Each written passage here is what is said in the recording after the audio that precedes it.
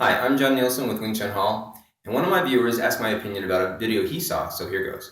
Shane Faison of Fighttips was asked his opinion of whether or not Wing Chun was good for self-defense. And it was pretty clear that Shane wanted to be nice and wanted to offer good advice, but it was also clear that Shane knew next to nothing about Wing Chun.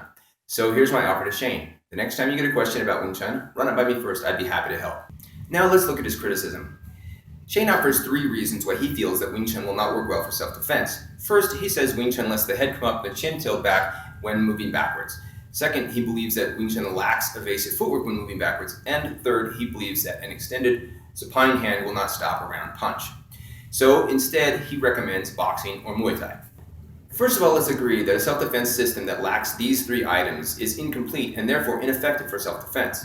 Point 1, if your head comes up when you're being driven back, not only will you expose your throat, but you also allow your chin to be a lever from which to spin your head, raising the probability of a concussion or knockout. Point 2, if someone charges you and you move back in a straight line, he's bound to tag you since you can't block his every punch. Evasive footwork is a must. Point 3, if your defense against a round punch is ineffective, your probability of getting knocked out increases again. So if someone is charging you, you're being driven straight back, your head comes up and you can't stop his round punch, you're getting knocked out. Now the only real question is this: is Wing Chun actually guilty of omitting these 3 essential self-defense items? And the answer is most definitely and unequivocally no.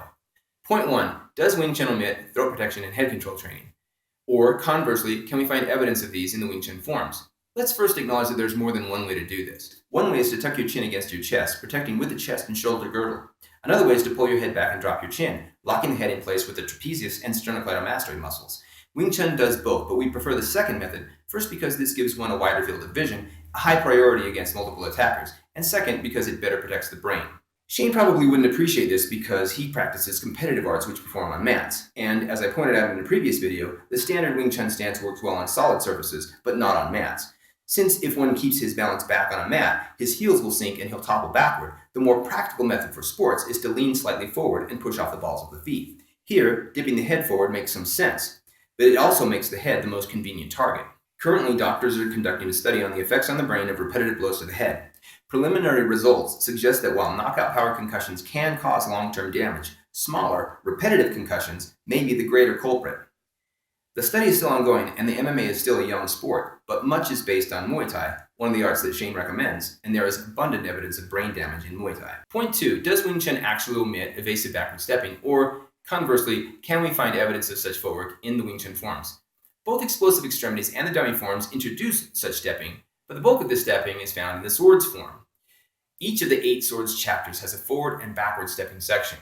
So this form shows 8 methods of backing up evasively. I teach my students a rudimentary version of this stepping in the first 6 weeks of class. Finally, will an extended supine hand or prone hand stop a round punch? Certainly not, if you use it as a block. But it isn't a block, it's a strike meant to be delivered to the biceps or the shoulder of the attacker where the angular momentum is generated.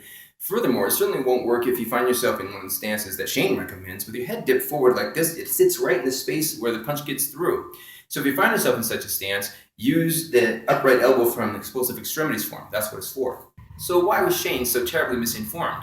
Unfortunately, even the scantiest research reveals evidence of Wing Chun schools neglecting these and many other essential aspects of the system. Sadly, many Wing Chun schools overlook the information in the advanced forms. But this is an individual or group problem, not a systemic problem.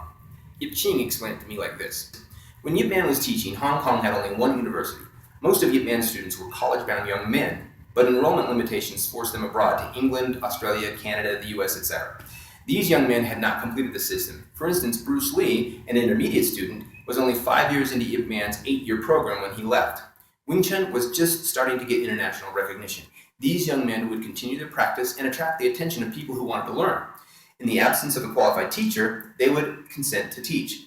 When they accumulated a few students and needed a place, they had to charge tuition and essentially trap themselves into being sifus. A large number of these couldn't return to complete their training, and Bruce Lee had already made several erroneous statements about Wing Chun. So for them and their students, Wing Chun got stuck at the intermediate level.